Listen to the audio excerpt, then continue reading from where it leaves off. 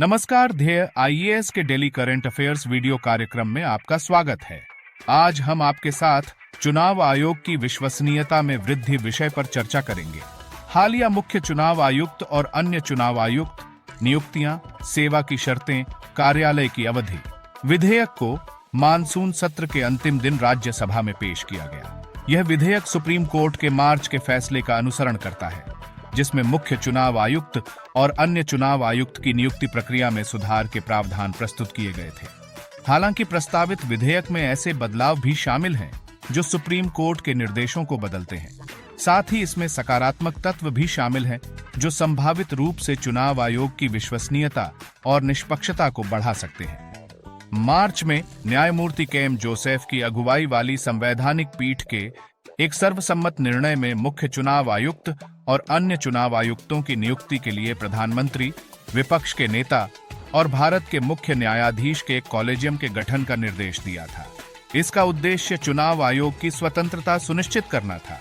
केंद्र सरकार द्वारा प्रस्तावित नया विधेयक मुख्य न्यायाधीश की जगह प्रधानमंत्री द्वारा नामित कैबिनेट मंत्री को शामिल करता है, जो कि सुप्रीम कोर्ट की सिफारिश से अलग है।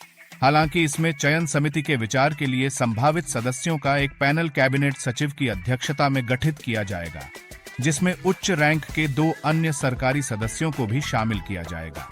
विधेयक में कहा गया है कि मुख्य चुनाव आयुक्त और अन्य चुनाव आयुक्तों का चयन ऐसे व्यक्तियों में से किया जाना चाहिए जो सचिव के पद के समकक्ष पद धारण करते हों या कर चुके हों। इसके अतिरिक्त उनके पास चुनाव प्रबंधन, आचरण में सत्यनिष्ठा, ज्ञान और अनुभव होना भी चाहिए।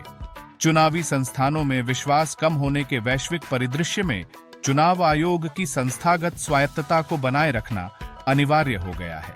गैलप वर्ल्ड पोल रिपोर्ट संयुक्त राज्य अमेरिका और भारत जैसे देशों में चुनावी ईमानदारी में कम होते विश्वास को दर्शाती है। हाल की घटनाओं ने पक्षपात और अनियमितताओं के आरोपों के साथ भारत में चुनाव आयोग की विश्वसनीयता को लेकर चिंताएं बढ़ा दी हैं। प्रस्तावित परिवर्तनों का उद्देश्य इन चिंताओं को दूर करना और आयोग की स्वायत्तता में वृद्धि करना है। प्रस्तुत विधेयक संस्थागत स्वायत्तता की सुरक्षा और विविध दृष्टिकोणों को संतुलित करने के बीच एक जटिल क्रिया का प्रतिनिधित्व करता है। सुप्रीम कोर्ट के निर्णय से सकारात्मक तत्वों को शामिल करके और अतिरिक्त सुधार पेश करके सरकार का लक्ष्य लोकतंत्र के प्रकाश स्तंभ के रूप में चुनाव आयोग की भूमिका को सशक्त करना है। धन्यवाद।